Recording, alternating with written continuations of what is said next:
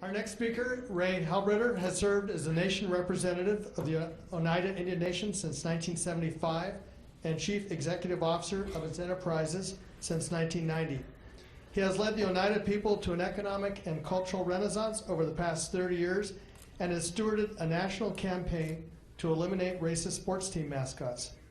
His accomplishments include achieving federal government recognition of the nation's traditional form of government, creating numerous health and social programs for nation members, constructing new housing, and establishing education and cultural programs. Please welcome Ray Halbritter.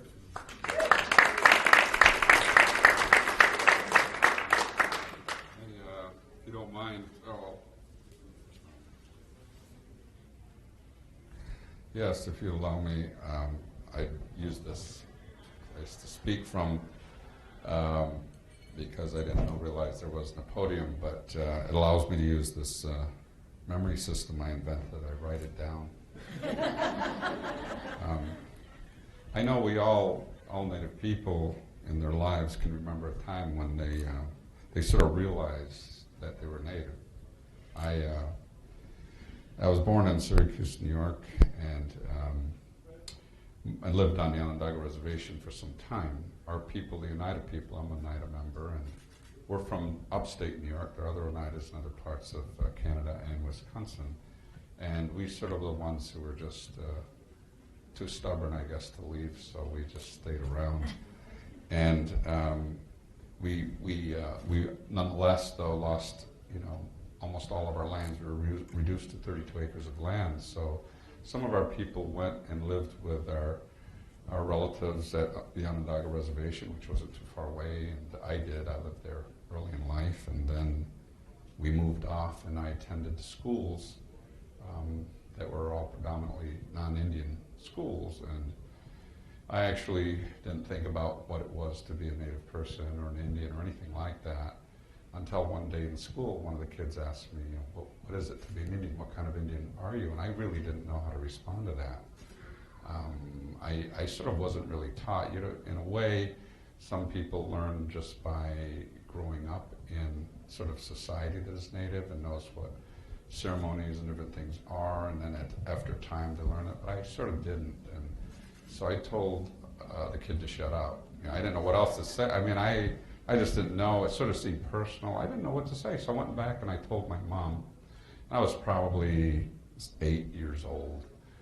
And she looked at me and she said, well, she sat me down and, didn't say anything like it was wrong or anything, but she started to talk to me about who I was, what it meant to be a Native person. And we, being Oneida, we're part of the Six Nation Iroquois Confederacy, Haudenosaunee, we will say, we call ourselves. And so in that way, she sort of taught me that, what it was, clans, and that was a process that began for me, and I know that for me that was sort of one time when I started to understand a little bit, if you will, the differences between me and other people. When I'm watching television, I sort of started not cheering so much for the Cowboys anymore, started cheering for the Indians, and yet the Indians always lost, and you still wanted them to win. So we all sort of, I think, experienced it at some time. And so a little bit later in life, as years go by, we lived off the reservation for the most part. But then I moved back. I moved back to the small 32 acres of land back in the 70s. I was an ironworker, and that's what a lot of our Iroquois people do. We do iron work, so it's a good way to make a living, when you don't have a lot of education. And those options, my uncles, my relatives were all in ironworks. They got me working. And so we came back, and I started living on the 32-acre territory, we called it. And there was a government program that in Johnstown, Pennsylvania, they're always having a flood, and people lose their houses, so they give them trailers and emergency housing trailers. So they had extra ones, and so they asked our people, the Oneida people, would you like some of these trailers? We'll give you housing. So there was nobody living on a 32-acre. Well, there was a couple families. So all of a sudden, through this trailer program, I got to live back there along with a lot of other of our family and our members. And so a little community popped up. And during the same period of time, back in the 70s, we were asserting claims to land, millions of acres of land that we lost. And actually today, the oldest treaty that's considered to be still valid by the United States of America is the Treaty of 1794, Treaty of Canandaigua of 1794. It's still considered valid law. And we might talk about that a little bit later. But what happened at this particular time, we were having these land claims, and the non-Indian community around us really didn't like that very much. They sort of just interpreted it as an effort that threatened their homes, their land, their farms, their communities, their family. So we were really hated very much. People who sometimes would drive by, throw garbage out, our land. We'd go to this restaurants and different places. Our kids in school were having a really difficult time. And one particular event that happened, one of the trailers, and trailers are very notorious for being unsafe to live in. And a trailer, at the time, the statistic was that at the moment a fire starts in a trailer, it's fully engulfed in 7 minutes. That was the statistic. They're so flammable. They were just so, and we're all living in these trailers. So there was a fire that took place, and my aunt and uncle were in this trailer, and they burned to death in this fire. The city of Oneida refused to send the fire department. They refused to allow any of the fire departments around us to even come into their jurisdictional land. We were actually in the city of Oneida, technically. So other fire departments who wanted to answer the call couldn't, because the city, they had to get permission from the city, or their insurance would not cover them as firefighters, so they couldn't risk themselves getting hurt. So that was of course, a very tragic time for us, me personally as well. I had a few years of college. I became asked to represent my people. There were a number of us, and I remember wondering at that moment what it meant to be an Indian person. Why did this happen? Was it God's, the Creator's plan that we really just do not exist? Is it His plan? All our lands are taken. We're burning up in a fire, and they're not answering, they're just letting you die.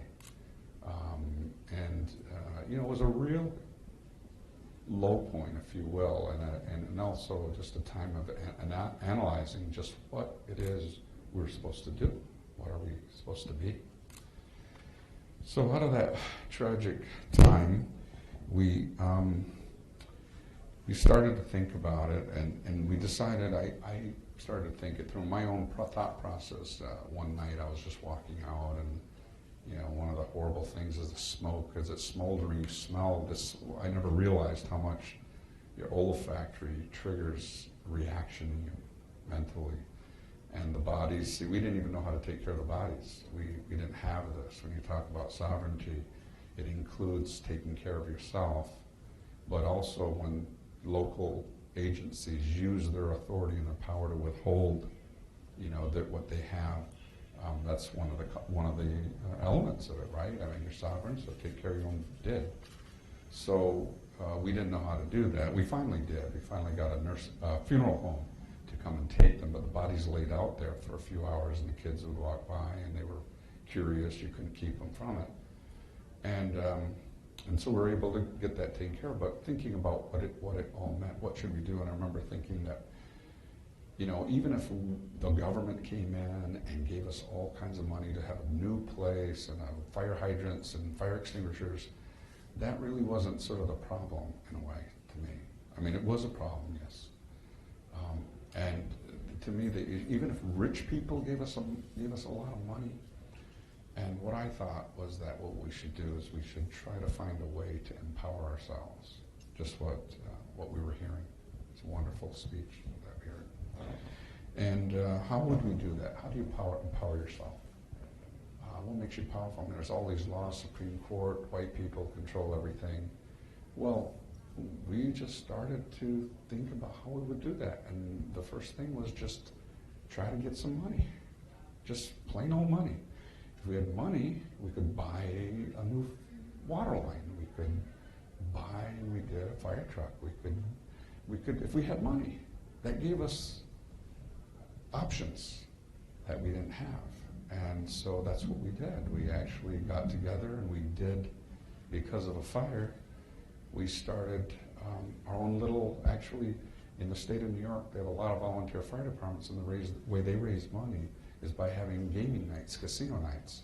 And they do bingo and little casino nights. So we thought our goal wasn't really to raise money in a sense to just be rich and have all kinds of things. It was just for one thing, to try to protect our people who are living in these these fire traps, these trailers.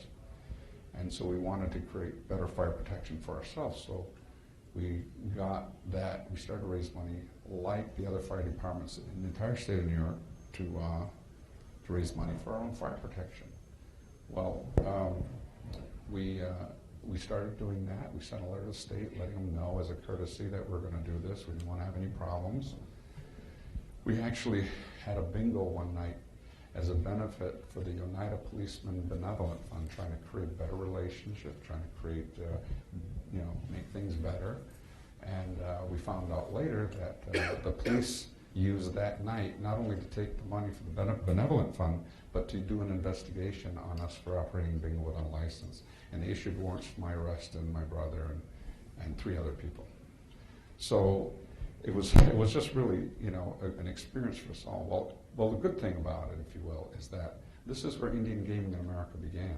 The Seminoles heard about our little bingo game, and they thought the best place, and because elderly were thought to play bingo, the place to do it was in Florida. That's where everybody went to retire, all the elderly. And so they were able to do that. They got some investors, and that's where Seminole v. Butterworth comes from. And then Cabazon after that, and the 1988 Indian Gaming Regulatory Act came after that. And so we know that we've always faced and always will face these special, if you will, challenges, not just one in New York, but all over Indian country. There are other things that we get ourselves involved in. Life has changed for us dramatically, and for many other Indian people because of Indian gaming, because of simply money and revenue. And the question is, what do we do with that? What do we do with those kinds of opportunities, if you will? Of course, our lives have changed a great deal. One of the issues, we have gotten involved in another issue in the debate of the ongoing debate with the Washington national football team. A lot of people wonder why we would spend our time doing that. Don't we have more important issues to do, so forth? Well, Indians can multitask just like as good as anybody else. I mean, yeah, there's other issues. This is one of them. We have the highest suicide rate in the world, so maybe it's important what our children think of themselves. And sometimes people don't really think about that so much, but it is pretty important when we know that social science has demonstrated that using mascots, and in particular a name that's a racist slur every Sunday on national television, does do damage to our young people. Now, that's science. That's not my opinion. That's not something we just dreamed up. That's a fact. And if it's doing damage to our children, and all of us are here because we believe in something that's damaging our children, isn't that why we're all here? I mean, isn't it really what we're all about? When we talk about 7 generations, when in the great law of the Haudenosaunee, the great law of peace, that was established thousands of years ago, it tells us to consider the effect of our decisions unto the 7th generation to the future. So that's what we're supposed to be doing. It tells us a number of things. One of the things, it tells us that our skin, and if you're going to be a leader, your skin is to be 7 spans. That means you've got to have thick skin, because being a leader is, I'll tell you, if you ever want to be a leader in Indian country, I think there should be Indian Leaders Anonymous meetings, because I would love to go to those meetings, and I think I'd feel so much better somehow. But if you want to be a leader in Indian country and think anybody's going to thank you for it, you're in the wrong job. Nobody's going to thank you. You've got to realize that what you're doing it for is for the 7th generation of the future. And as we heard, it's generational the way Indian people think and the way they change, and that's true. And it takes a long time, in other words. But we are the product of our elders and those who came before us. We're only here not because any white man, any Supreme Court, anybody told us that we have the right to be here. We're here because we believe in ourselves. That belief comes from the ones who came before us. We could easily just stop saying that we're Indian and just melt into society and into humanity and just not exist.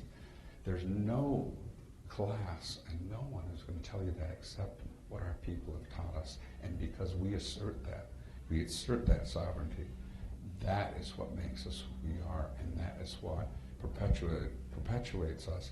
And that is also a mystery, I think, to every power on earth.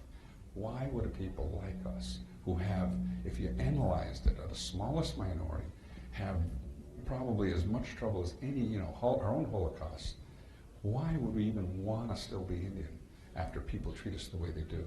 How we've lived the way we lived. Can't we learn what happened to our people when they went to the boarding schools and they don't answer the fire and our people die and all of that? Well, you know what? The world has always, and powers have always underestimated the fire, we call it, in people. The fire and belief in yourself. Our people in our government, we call our government a fire. The fire that burns, that never dies. And it's only our people who sustain ourselves and our belief in ourselves, and the world has always underestimated that in our people and in who we are. And that's why we're a people that will just never die, no matter what the odds should tell us. But when we look at all the things that we're doing, the kinds of institutionalized racism we have, whether it's in governments, Washington football teams, there are many people that we know that have stood up for us, and I want to tell you that they've been an inspiration to me. People like Suzanne Harjo, Amanda Blackhorse, and many, many others I know that have stood up to say something about who we are as a people. And, we're not always going to agree on everything, but we can agree that we have the right to continue to survive and live as a people and to do it prosperously. And even out of tragedy, we see something that has benefited Indian people on a national scale. Even the debate about the Washington team, even though we don't expect everybody to agree with it. Some Native people don't, we understand that. But nonetheless, it has brought an attention and an awareness to Native issues unlike we've seen in many, many years. And that in and of itself is a value of some kind that people are now talking about and thinking about our people in a way. And all we had to do was insult a Washington team. And when I say insult, can you believe that? We're offending them? So it's unbelievable sometimes, right, what we hear and say, but the world is changing, and we're part of it. We're seeing a national discussion, a national debate in a way that we've not seen in decades, and it's good and it's bringing awareness. And I'll tell you, we really are on the radar screen of that Washington team. And I remember the day we were talking to some of the representatives about the name, and there was a black man, Adolfo Birch, and he actually, one of the strangest feelings or situations I had was watching this black man defend George Preston Marshall, who was one of the most avowed racists and segregationists of our time, of any time. And it was really pretty sad. But I know that this is the world we live in. This is the reality we live in. This is what we have to deal with. I remember one of our members once asking, when is there going to be a time when we don't have to fight anymore? When is it going to be a time when there's just going to be, everything's going to be okay and we can just sort of live? And I told him, my answer was, there's never going to be that time. You're born a Native person. To be one, you have to assert it and continue to assert it in your generations until the end of time. And that's just our lot. And it's okay with me. I don't mind. I don't know if it's in the blood or what, but that we don't, it's funny. It's weird. People have underestimated, if you will, the fire in people for so many years and so many generations. But our people are still here, will always be here. And isn't that really what being Indian is all about? It's about those future generations. It's about us keeping that fire going for our people and our children's children onto the 7th generation and onto a better future for all of us. Dane.